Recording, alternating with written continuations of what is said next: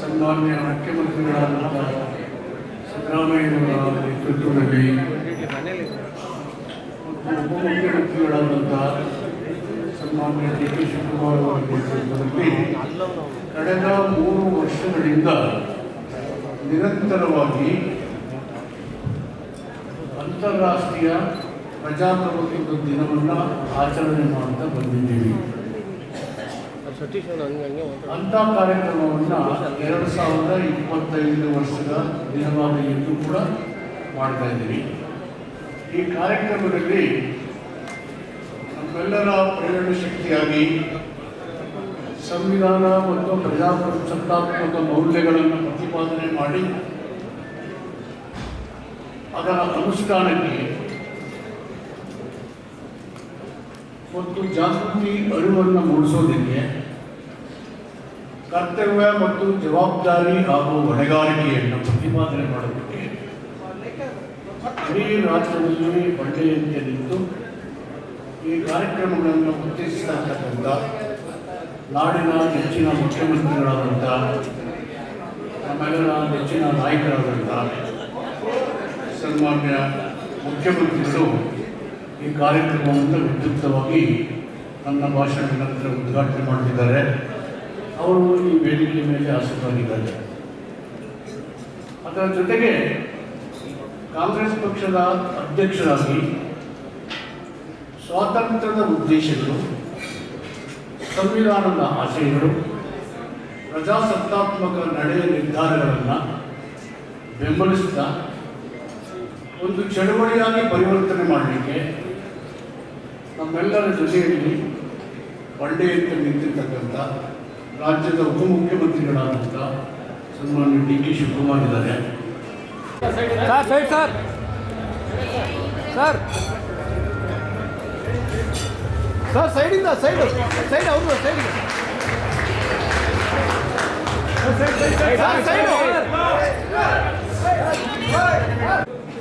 ಅಧ್ಯಕ್ಷರಾದಂಥ ನಮ್ಮೆಲ್ಲರ ಪ್ರೀತಿಯ ಆಲಿಸ್ತಾರೆ. 31 ಲಕ್ಷ ಜನ ಪ್ರಪಂಚಾದ್ಯಂತ ಒಂದೇ ಸಾರಿ ವಿಶ್ವದ ಪ್ರಜಾಪ್ರಭುತ್ವ ದಿನವನ್ನು ಆಚರಣೆ ಮಾಡೋದ್ರ ಮುಖಾಂತರ ವರ್ಲ್ಡ್ ಬುಕ್ ಆಫ್ ರೆಕಾರ್ಡ್ಸ್ ಅದನ್ನು ಪ್ರವೇಶ ಮಾಡಿ ಭಾರತದ ಅಲ್ಲದೆ ಪ್ರಪಂಚದ ಯಾವ ರಾಷ್ಟ್ರವೂ ಅಂತಾರಾಷ್ಟ್ರೀಯ ಪ್ರಜಾಪ್ರಭುತ್ವ ದಿನವನ್ನು ಇಷ್ಟೊಂದು ಪರಿಣಾಮಕಾರಿಯಾಗಿ ಮಾಡಿದಂಥ ಉದಾಹರಣೆ ಎಂಟೈರ್ ವರ್ಲ್ಡ್ ಕರ್ನಾಟಕ ರಾಜ್ಯ ಮಾಡಿರ್ತಕ್ಕಂಥ ಸಂಗತಿ. 2004 ಇಸ್ವಿನಲ್ಲಿ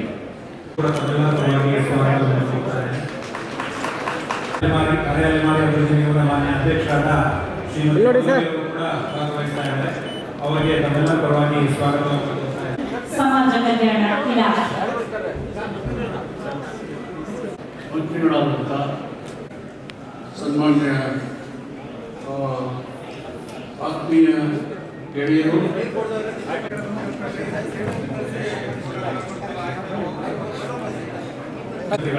ಶ್ರೀ ಡಿ ಕೆ ಶಿವಕುಮಾರ್ ಅವರು ಕೂಡ ಭಾಗವಹಿಸ್ತಾ ಇದ್ದಾರೆ. ಅವರು ಕೂಡ ತಮ್ಮೆಲ್ಲರ ಪರವಾಗಿ ಪೂರ್ವಕವಾದ ಸ್ವಾಗತವನ್ನು ಕೊಡ್ತಾರೆ.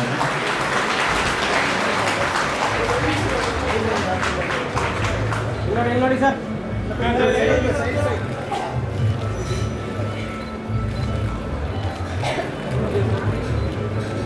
ಸ್ವಲ್ಪ ಶೀಘ್ರ ಬನ್ನಿ. ಕೂಡ ಭಾಗವಹಿಸ್ತಾ ಇದ್ದಾರೆ. ಅವರು ಕೂಡ ತಮ್ಮೆಲ್ಲರ ಪರವಾಗಿ ಸ್ವಾಗತವನ್ನು ಕೊಡ್ತಾರೆ.